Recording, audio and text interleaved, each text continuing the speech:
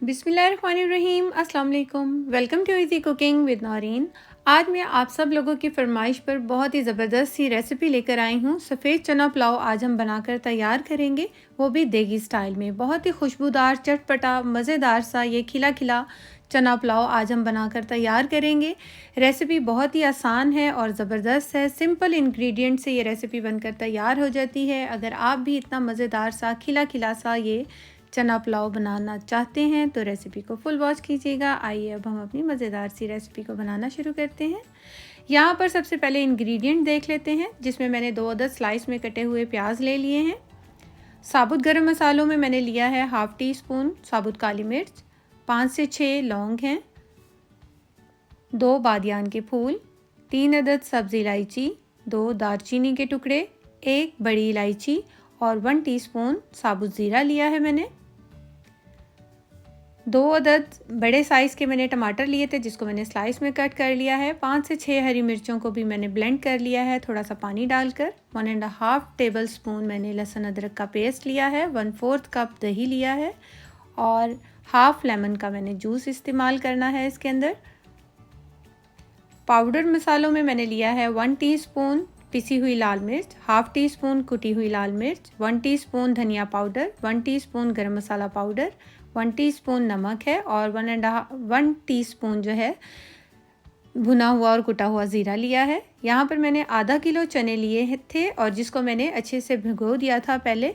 तकरीबन 5 से 6 घंटे मैंने इसको खाने वाला सोडा जो होता है, जिसे मीठा सोडा भी बोलते हैं, उसको डालकर मैंने इसको भिगो दिया था और इसके बाद मैंने इसको अच्छे से वॉश किया है और इसको मैंने उबाल लिया है। ये देखिए खिले खिले इस तरह से हमने मुकम्मल तौर पर चनों को गला लेना है। और यहाँ पर मैंने ये चने जो हैं ये अच्छे से उबाल लिए हैं। इसका जो पानी है वो भी मैं थोड़ा सा इस्तेमाल करूँगी। 700 ग्राम मैंने चावल लिए हैं और इसको भी मैंने अच्छी तरह से वॉश किया है और वॉश करने के बाद मैंने इसको भिगो दिया है। चावलों को भी तकरीबन पकाने से 15 से 20 मिनट पहले आप भिगो दीजिए। अब हम एक देगची ले लेंगे, उसके अंदर 1 कप मैंने यहाँ पर ऑयल डाला है और इसके बाद हम इसके अंदर प्याज ऐड कर देंगे, साबुत गरम मसाले ऐड कर देंगे और इसको हमने मीडियम टू हाई फ्लेम पर फ्राई करना है।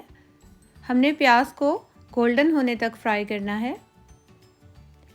यहाँ पर प्याज जैसे अच्छे से गोल्डन हो जाएगा, ये देखिए चारों तरफ से एक तरह से गोल्डन होना चाहिए, तो हम इसके अंदर अब ऐड कर देंगे लहसुन अदरक का पेस्ट। इसको भी 1 से 2 मिनट के लिए हमने भूनना है ताकि इसकी रॉ स्मेल ख़त्म हो जाए और अच्छी सी खुशबू आने लग जाए। अब हम इसके अंदर ऐड करेंगे हरी मिर्चों का पेस्ट। इसको भी हम 1 से 2 मिनट के लिए भून लेंगे। साथ ही हम इसके अंदर सारे पाउडर गरम मसाले ऐड कर देंगे। 1 से 2 मिनट के लिए मीडियम फ्लेम पर इसको भी हम पका लेंगे ताकि मसालों का कच्चापन ख़त्म हो जाए। मिर्चों को और नमक को आप अपने टेस्ट के अकॉर्डिंग ऐड कर सकते हैं। कटे हुए मैंने टमाटर ऐड कर दिए हैं इसके अंदर। सॉफ्ट होने तक हमने टमाटरों को पकाना है, यानी कि 1 से 2 मिनट के लिए। और इसके बाद हम इसके अंदर दही ऐड कर देंगे और जितना मैंने दही लिया है उतना ही मैं इसके अंदर पानी ऐड कर रही हूँ ताकि हमारे जो मसाले इसके अंदर हमने ऐड किए थे वो जले ना और अच्छी तरह से वो पक जाएं। अच्छी तरह से हमने मसाले को भूनना है और अब हम इसके अंदर चने ऐड कर देंगे और यहाँ पर मैं 1 टीस्पून बिरयानी मसाला ऐड कर रही हूँ। ये टोटली ऑप्शनल है, लेकिन अगर आप इसको स्किप करना चाहें तो आप इसे स्किप भी कर सकते हैं। अब हम अच्छे से मिक्स कर देंगे और मिक्स करने के बाद हमने इसको चावलों के मुताबिक पानी ऐड कर देना है। मैंने 3 ग्लास चावल लिए हैं तो मैं इसके अंदर तकरीबन 5.5 ग्लास या 5 ग्लास जो है पानी ऐड करूँगी। बाकी आप अपने चावलों के हिसाब से पानी को ऐड कीजिएगा। नमक चेक कर लेते हैं तो नमक इसके अंदर बिल्कुल ठीक है। अब हम इसको ढक कर उबाल आने तक पकाएंगे। जैसे ही पानी में अच्छा सा उबाल आ जाएगा चनों के साथ तो हम इसको एक बार तो मिक्स कर देंगे और जब ये अच्छे से मिक्स हो जाएगा तो हम इसके अंदर भीगे हुए चावल ऐड कर देंगे। चावलों का पानी निकालने के बाद हमने चावल ऐड करने हैं, वरना पानी जो है वो ज़्यादा हो जाएगा। एक बार अच्छी तरह से मिक्स कर देंगे।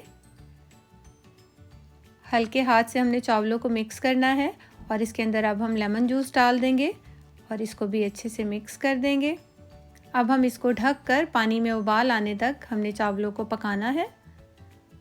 ढकने से ज़रा जल्दी उबाल आ जाता है और कुकिंग जो है थोड़ी जल्दी हो जाती है।